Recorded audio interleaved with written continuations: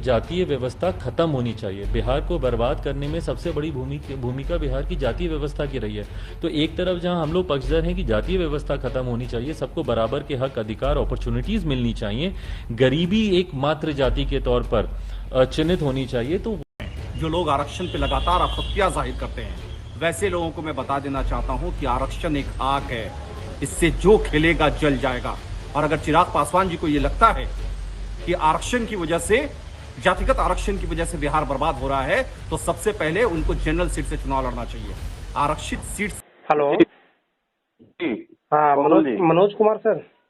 जी जी जी, जी बताएं। जय भीम सर, जय भीम। जय भीम। सर, आपका जय भीम। सबसे पहले तो आपका बहुत बहुत स्वागत है हमारे साथ जुड़ने के लिए। धन्यवाद। सर, धन्यवाद हाँ कौशल जी, आपको भी सर। बहुत बहुत धन्यवाद। जी सर, सबसे पहला सवाल सर यही रहेगा आपसे कि अभी जो कल चिराग पासवान ने एक मीडिया को एक बाइट दिया है, उसमें उन्होंने ये कहा है कि जातिगत आरक्षण खत्म होना चाहिए। तो सर, पहला रिएक्शन आपसे हम यही जानना चाहते हैं कि ये चिराग पासवान ने जो इस तरीके का बयान दिया है, घटिया बयान, इस पे क्या कहेंगे जी सर जी आप?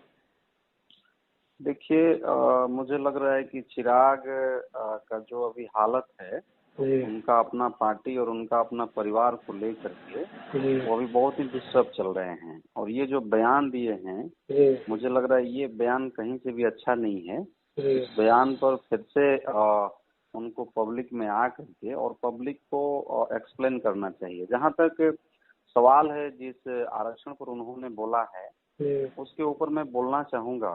भारत देश में जो गरीब हैं, जी एक बड़े बड़े तबके इस भारत देश में रहते हैं। जी और गरीब लोग का भी इच्छा है कि वो भी एसी रूम में रहें। गरीब लोग का भी इच्छा है कि उनका भी बच्चा अच्छे स्कूल में जाए पढ़ने। जी लेकिन समस्या ये है कि जी उनके पास में रिसोर्स नहीं है, उनके पास में संसाधन नहीं होने के कारण जी वो आज भी परेशान है। और परेशान ही नहीं है, अभी सुबह में बहुत सारे ऐसे मिलियंस लोग हैं जो जी सुबह में खाना पकाते हैं और शाम के लिए सोचते हैं कि क्या शाम में हम कैसे जी अपने बच्चों को खिलाएंगे। जी जी और एकमात्र संविधान में बाबा साहब ने प्रावधान किया जी जिसके द्वारा वो थोड़ा सा वो जी रहे हैं। जी अगर ये आरक्षण भी खत्म हो जाए तो बहुत बड़ी परेशानी हो जाएगी।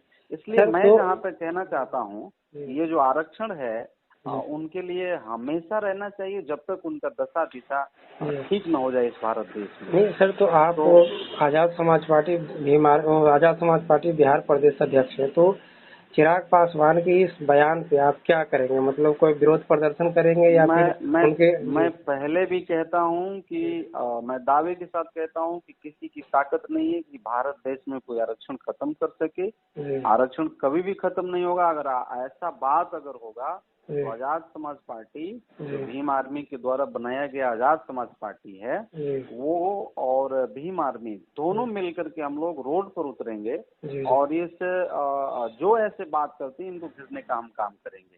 लेकिन आरक्षण आरक्षण खत्म ही नहीं हो सकता है। कैसे जी होगा खत्म आरक्षण? नहीं, तो अगर जैसे अगर वो अगर अगर स्टेटमेंट, उनकी वो खुद अगर इस आरक्षित प्रकार सीट से पे। वो जी जी स्टेटमेंट दिए हैं तो जमुई से वो आरक्षित सीट से न लड़े, वो जनरल से लड़ जाए। वो उनको तो पता कई चल वो तो जाएगा कि कई कितनी। बार स्टेटमेंट दे चुके हैं ना। वो तो कहते हैं कि ये जो सक्षम जो है दलित परिवार, वो छोड़ दे, अपने आप छोड़ दे, तो उनसे बड़ा सक्षम तो कोई है ही नहीं। वो आरक्षण छोड़ दें, वो आरक्षित सीट से नहीं लड़े। जब वो सक्षम हो गए, उनकी दशा बदल गई, तो वो खुद आरक्षण कोटा से हट जाएं। वो जब भरे होंगे नॉमिनेशन, मैं भी नॉमिनेशन भरा हूँ 2019 का, क्यों वो जाति दिए होंगे? कहाँ जाति दिए? जाति नहीं देना चाहिए था। जो जाति सर्टिफिकेट देना होता है ना जी जी आरक्षण सीट पर, जी तो कहने का मतलब वो कहाँ दिए जाति प्रमाण पत्र? उनको नहीं देना चाहिए था। उनको वही कहना चाहिए था कि मैं जाति नहीं हूँ, मैं उससे बाहर निकल गया।